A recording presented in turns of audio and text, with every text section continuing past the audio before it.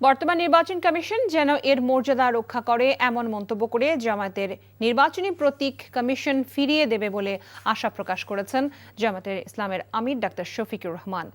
রাজধানীর একটি হোটেলে আয়োজিত এক সংবাদ সম্মেলনে তিনি এমন প্রত্যাশা করেন।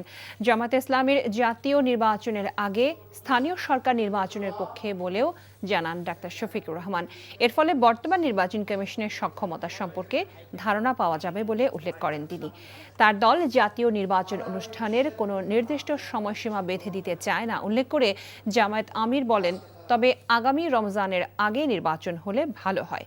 বিদেশে অবস্থানরত বাংলাদেশিদের ভোটাধিকার নিশ্চিত করারও দাবি জানান শফিকুর রহমান। আমরা আশা করব তারা তাদের সম্মান নিজেরা রক্ষা করবেন।